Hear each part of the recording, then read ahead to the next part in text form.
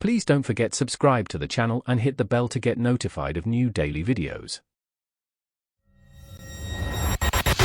My name is Dustin, and for years my life revolved around code, pixels, and the hum of vintage arcade machines in my home studio. I'd poured my soul into my indie game company, finally seeing it gain traction, making a name for myself in a competitive industry. Then, a careless driver ran a red light, and my world went black. I woke up weeks later in a hospital bed, my body a patchwork of injuries, my mind foggy but slowly piecing together the fragments of what happened. I couldn't speak clearly, couldn't move much, but I was alive. My older brother, Trent, had always been resentful of my unconventional career, preferring his stable but struggling construction business. Years ago, in a moment of naive trust, I'd signed an emergency power of attorney for him. Now, as my supposed guardian during my incapacitation, he saw an opportunity. My best friend, Caitlin, was my rock throughout this ordeal. She was there almost constantly, advocating for me when I couldn't, and her presence became my only comfort. It started subtly. Trent began making financial decisions for my recovery. But then, Caitlin overheard a phone call where he discussed liquidating my game studio's assets, including my intellectual property, for a fraction of its worth to a competitor. He talked about selling my entire vintage arcade collection, my pride and joy, my personal savings, to funnel cash into his failing company.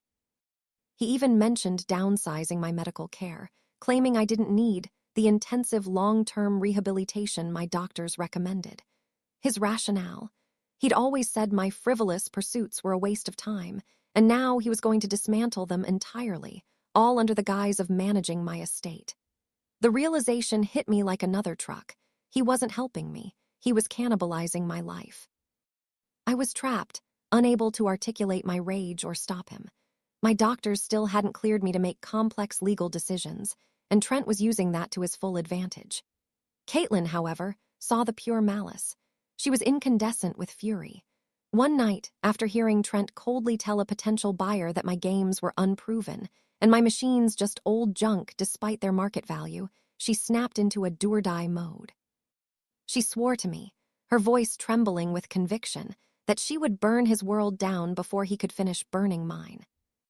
I couldn't speak, but I could nod, blink, and make specific hand gestures. Slowly, painstakingly, I guided her.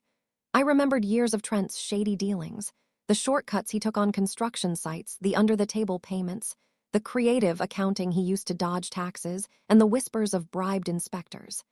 Caitlin, brilliant and resourceful, dove headfirst into the task. She spent days, fueled by coffee and righteous anger, sifting through old emails, social media posts, public records, and even anonymous tips she painstakingly cultivated. She pieced together a devastating mosaic of his crimes. She started with the IRS, reporting years of blatant tax fraud and misrepresentation of his business income.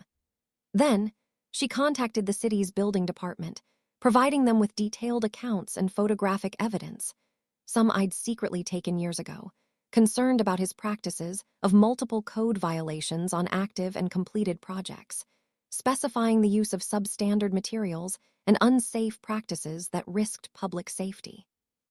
She reported him to the state's attorney's office, detailing fraudulent client contracts, taking large deposits for work never completed, and allegations of bribery.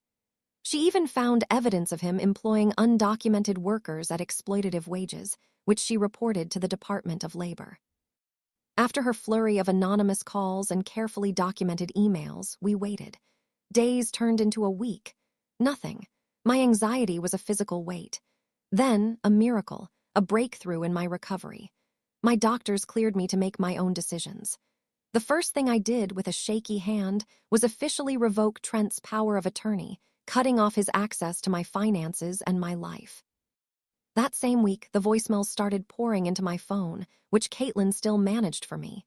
They were from Trent, screaming, threatening, incandescent with rage. His business was being raided by the IRS. Inspectors from the building department had shut down 2 of his major projects.